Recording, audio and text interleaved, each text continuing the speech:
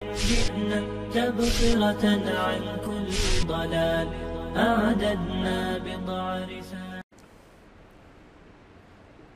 یہ دیکھیں اجازت حدیث یا سند حدیث، اس کا سلسلہ، اس کا رواج ہمارے بزرگوں میں رہا ہے۔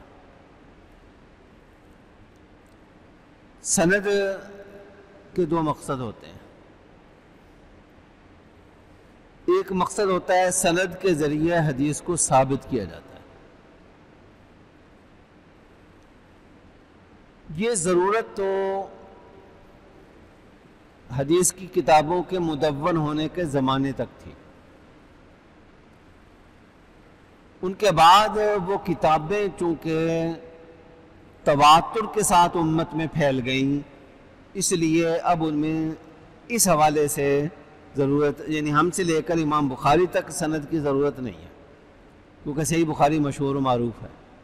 البتہ امام بخاری سے لے کر رسول اللہ صلی اللہ علیہ وسلم تک جو سند ہے اس کی ضرورت ہے، لیکن ہم پوری سند کا اہتمام اس لیے کرتے ہیں تاکہ ایک سلسلے میں منسلک ہو جائیں اور اس کی برکات ہمیں حاصل ہو۔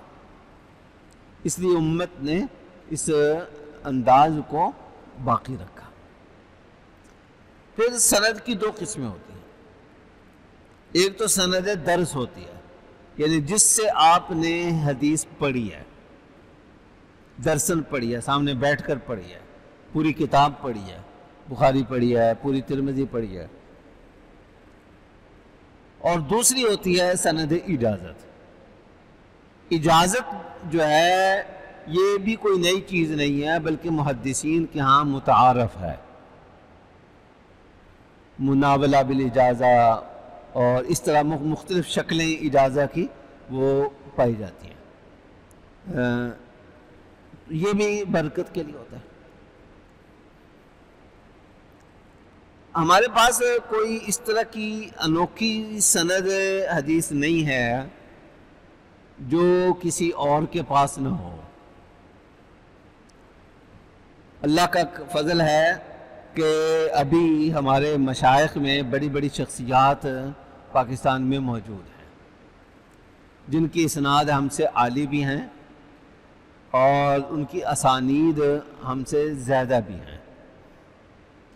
ان کے ہوتے ہوئے ہم جیسے کسی طالب علم سے سند حدیث یا اجازت حدیث طلب کرنا یہ ذرا تھوڑا سا عجیب سا لگتا ہے، لیکن بہرحال ہمیں اپنا لالچ ہوتا ہے کہ ہم آپ کے ساتھ منسلک ہو جائیں گے، آپ کے ساتھ ایک ربط ہو جائے گا، تو ہو سکتا ہے کہ آپ سے ہمارا یہ ربط اور تعلق جو ہے یہ ہمارے لیے برکت کا اور نجات کا ذریعہ بن جائے۔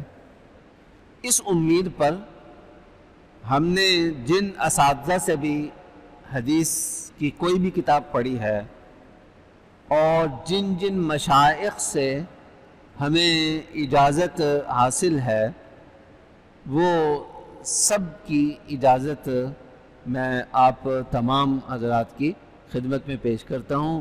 اللہ جل جلالہ اس مبارک سلسلے کو اور مبارک سلسلوں کو ہم سب کے لیے نافعیت کا ذریعہ بنائے۔ الحمدللہ رب العالمین الرحمن الرحیم مالک یوم الدین۔ اللہم زدنا ولا تنقصنا، اللہم زدنا ولا تنقصنا، واکرمنا ولا تہنا، واعطنا ولا تحرمنا، وآثرنا ولا تؤثر علینا، وارضنا وارض عنا۔ اللہم انا نسألک علما نافعا ورزقا واسعا وشفاء من کل داء، وصلی اللہ تعالی علی خیر خلق محمد وعلی آلہ وصحبہ اجمعین برحمتک یا ارحم الراحمین۔ جئنا تبصرة عن كل ضلال أعددنا بضع رسال.